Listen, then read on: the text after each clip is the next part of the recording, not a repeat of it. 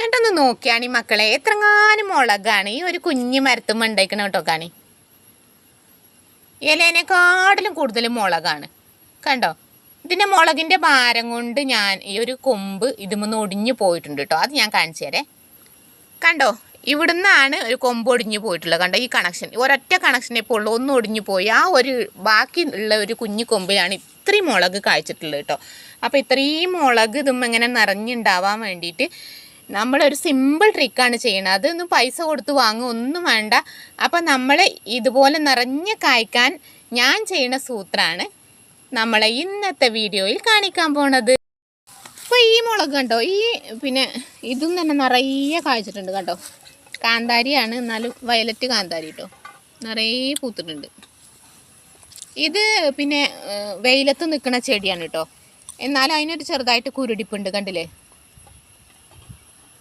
ഇപ്പം ഞാനിപ്പോൾ ഈ പറയണത് എന്താ വെച്ചാൽ കുരുടിപ്പ്, അതേപോലെ തന്നെ ഉറുമ്പ് ശല്യം, പിന്നെ ചെടി നശിച്ചങ്ങോട്ട് പോവുക, ഇല വളർച്ചയില്ലാതെ ചെടി പൂക്കാനും കായ്ക്കാനും ഒക്കെ ബുദ്ധിമുട്ട്, അങ്ങനെ ഒരു പ്രത്യേക ഒരു അവസ്ഥയിലായിരിക്കും കേട്ടോ. ആ മരം തന്നെ നമുക്ക് കാണുമ്പോൾ തന്നെ നമുക്ക് ഒരു മടുപ്പ് തോന്നും, പറിച്ച് കളയാൻ തോന്നും. അതുപോലെയാണ് അതിന്മേ ഉണ്ടാവുക.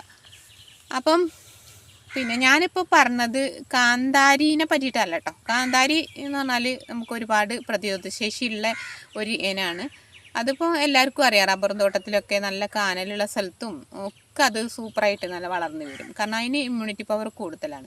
അപ്പോൾ ഞാൻ ഈ കടകളിൽ നിന്ന് നമ്മൾ വാങ്ങുന്ന മുളക് സിറ, അതേപോലെ ബുള്ളറ്റ് മുളക് എന്നൊക്കെ, അപ്പോൾ ആ ഒരു ഇനത്തിൽപ്പെട്ട നമ്മൾ കടയിൽ നിന്ന് വാങ്ങുന്ന ടൈപ്പ് മുളകിന് വരുന്ന ബുദ്ധിമുട്ടുകളാണ് നമുക്ക് കൂടുതലുള്ളത്. അപ്പോൾ അത് വിജയിച്ച് കിട്ടണമെങ്കിൽ വളരെ ബുദ്ധിമുട്ട് തന്നെയാണ്. അപ്പോൾ നമ്മൾ ചെറുതായിട്ടൊന്ന് ശ്രദ്ധിച്ചാൽ ചില കാര്യങ്ങളൊക്കെ നമ്മളൊന്ന് ശ്രദ്ധിക്കുകയാണെങ്കിൽ നമുക്ക് നല്ല സൂപ്പറായിട്ട് കൃഷി ചെയ്തെടുക്കാൻ പറ്റും. പിന്നെ ഒന്നാമത്തെ കാര്യം എന്താ വെച്ചാൽ, എൻ്റെ ഒരു പരിചയം വെച്ചിട്ട് മുളക് ചെടി ഫുള്ള് വെയിലത്ത് വെക്കാതിരിക്കുകയാണ് നല്ലത്. കാരണം അപ്പം തന്നെ ആ ചെടിക്ക് കുരുടിപ്പ് വെയിൽ കൂടുതലാവുമ്പോൾ, നമ്മൾ വേനൽക്കാലമാകുമ്പോൾ, മഴക്കാലത്ത് അത്ര പ്രശ്നമല്ല, വേനൽക്കാലമാകുമ്പോൾ പെട്ടെന്ന് കുരുടിപ്പ് കൂടുതൽ വരാനും അതേപോലെ തന്നെ ചെടി പെട്ടെന്ന് നശിച്ചു പോകാനൊക്കെ ഉള്ള സാധ്യത കൂടുതലാണ്. പിന്നെ ചെടി വളർച്ച തന്നെ മുരടിക്കും. നമ്മളുള്ള മറ്റുള്ള പച്ചക്കറികളൊക്കെ വളർത്തുമ്പോൾ അതൊക്കെ നമുക്ക് കുമ്മായൊക്കെ ഇട്ട് കൊടുത്തിട്ട് നമുക്ക് അഡ്ജസ്റ്റ് ചെയ്യാൻ പറ്റും. പക്ഷെ മുളക് ചെടീൻ്റെ ബുദ്ധിമുട്ട് നമുക്ക് പിന്നെ കുരുടിപ്പ് വന്നു കഴിഞ്ഞാൽ പിന്നെ ഒന്നും ചെയ്യാൻ പറ്റില്ല. പിന്നെ കുറച്ച് ഷെയ്ഡിലാണ് നമ്മൾ മുളക് ചെടി വെക്കണമെന്നുണ്ടെങ്കിൽ കുറച്ച് ഭാഗികമായിട്ട് കുറച്ച് വെയിലൊക്കെ കിട്ടുന്ന, അതേപോലെ കുറച്ചൊരു ഷെയ്ഡും തണലും ഒക്കെ ഉള്ള ഭാഗത്താണെങ്കിൽ മുളക് ചെടിക്ക് കുരുടിപ്പ് വരില്ല. പിന്നെ എന്നാൽ കായ്കൾ ഉണ്ടാകാതിരിക്കില്ല, നന്നായിട്ട് കായ്ക്കും ഒക്കെ ചെയ്യും കേട്ടോ.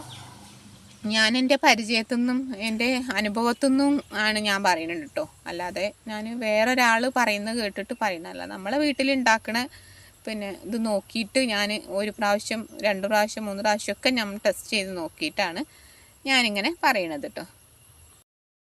ധാരാളം മുളക് പറിച്ചോട്ടെ, പഴുത്തതും പറിച്ചോ, പറക്കി വയലറ്റ് കാന്താരി അത് പഴുക്കുമ്പോ ചുമന്ന കളറാവുന്നതാണ്. കുറച്ച് കാന്താരിയാണ് ഇതേപോലെ പറിച്ചിങ്ങനെ പാത്രത്തൊക്കെ ഇടണം.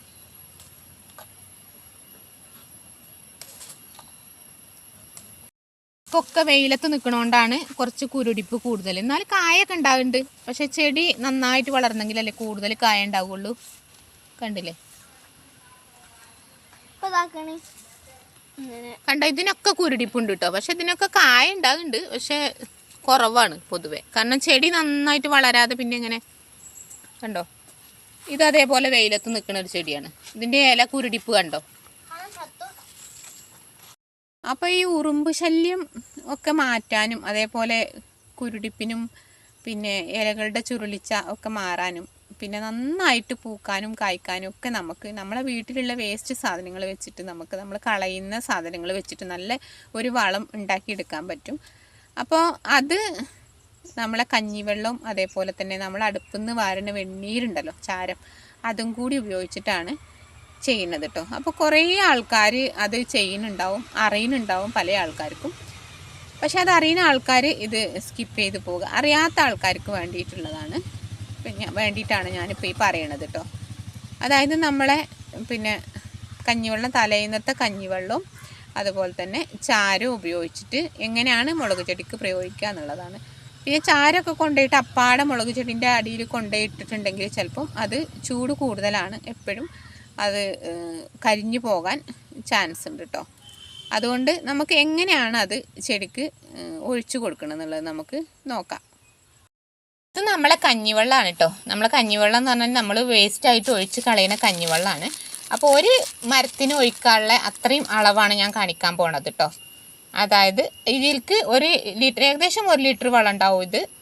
അത് ഇന്നലത്തെ കഞ്ഞിൻ്റെ വെള്ളമാണെങ്കിൽ ഏറ്റവും നല്ലത് കേട്ടോ. അതിക്ക് 1 പിടി കണ്ടോ, ഒരൊറ്റ പിടി, എൻ്റെ ഒരു കയ്യിന് ഒരൊറ്റ പിടി ചാരം, വെണ്ണീര്, അത്രയും മതി കേട്ടോ. അതാണ് നമ്മൾ നന്നായിട്ട് മിക്സ് ചെയ്ത് ഇളക്കി കൊടുക്കണം. ഒരു ദിവസം വെച്ച് പുളിപ്പിച്ചാൽ ഏറ്റവും നല്ലതാണ്. എന്നിട്ട് അതാണ് നമ്മൾ ഒരു ചെടീൻ്റെ താഴേക്ക് ഒഴിച്ചു കൊടുക്കണം കേട്ടോ. അപ്പം മണ്ണൊക്കെ നന്നായിട്ടൊന്ന് ഇളക്കി കൊടുത്തിട്ട് നല്ലോണം കുറച്ച്, പിന്നെ ഇപ്പോൾ മഴക്കാലമാണ്, അപ്പോൾ അതുകൊണ്ട് മണ്ണ് അങ്ങനെ ഇതായി വെള്ളം പാർന്നാൽ നിൽക്കൊന്നുമില്ല. മഴയൊന്നും ഇല്ലാത്ത സമയത്ത് വേണം ഇത് ചെയ്യാൻ കേട്ടോ. എന്നിട്ട് ഇതുപോലെ അങ്ങോട്ട് ഒഴിച്ചു കൊടുക്കുക കണ്ടോ, ഒലിച്ചു പോകാതെ മണ്ണൊക്കെ തടഞ്ഞു വെച്ചിട്ട് അവിടെ കുറച്ച് നേരം മഴ ഇല്ലാത്ത സമയത്ത് ചെയ്ത് കൊടുക്കുക കേട്ടോ.